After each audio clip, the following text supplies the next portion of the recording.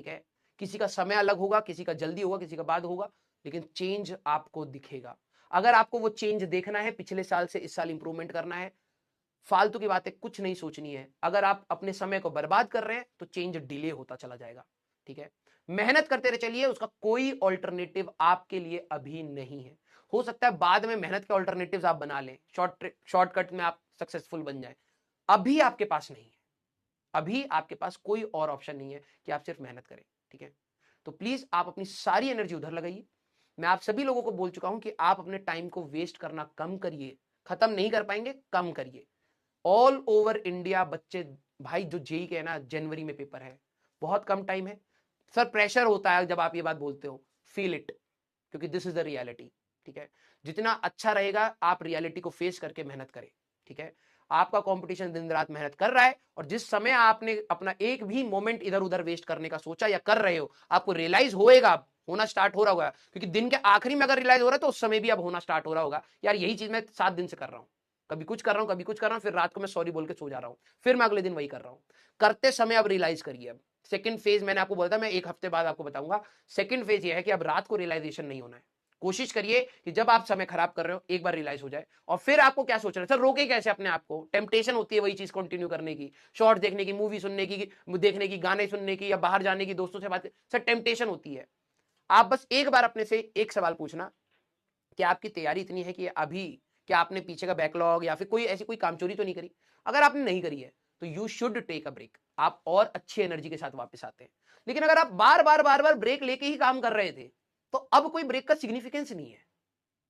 या तो ढंग से पढ़ लो और आधे घंटा आराम से मतलब वेस्ट करो, तुम सो जाओ, खेल लो, कूद लो, लेकिन वो 2 घंटे क्या करा, ये रियलाइज करना बहुत इंपॉर्टेंट है। अब सारे बच्चे रात को रियलाइज ना करें कि सर पूरा दिन खराब करने के बाद रियलाइज होता है, फिर अगले दिन सर सो जाते हैं, फिर अगले दिन फिर होता है। अब आपको क्या करना है, आपको पता लग रहा है आप कहां पर टाइम वेस्ट कर रहे हैं। जब आप वो कर रहे हैं ना, अपने से एक सवाल पूछना, यार ये टाइम वापस आएगा क्या, क्या मैं इसको यूटिलाइज कर सकता हूं, ठीक है। अगर आपके अंदर है कि नहीं यार हिम्मत नहीं है, मेरे को ब्रेक चाहिए, ले लो भाई, डेफिनेटली लो, आपके शरीर के लिए इंपॉर्टेंट है।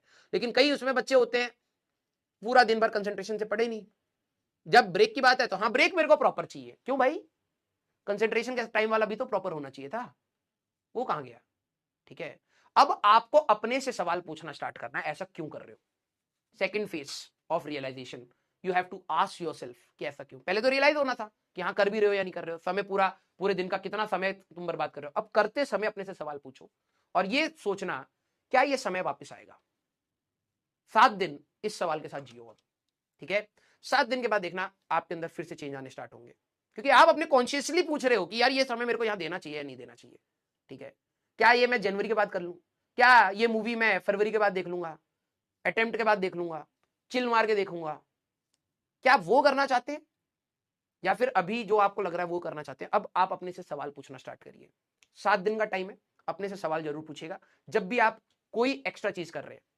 एक कंडीशन है कि आप खेलना, कूदना, घूमना फिरना काटिएगा मत। मैं बस ये कह रहा हूं, अगर आपने पढ़ाई नहीं करी है तो ये मत करिए, तो ये भी मत करिए। आप एक साइड पे पढ़ाई भी नहीं कर रहे हैं और आप ये सारी चीजें कर रहे हैं, तो आप गलत रास्ते पर हैं। आप पढ़ाई कर रहे हैं, आपने कंसेंट्रेशन से 2 घंटा पढ़ा, आप 1 घंटे का ब्रेक लेना चाहते हैं, लीजिए। This is the right methodology for studying, ठीक है।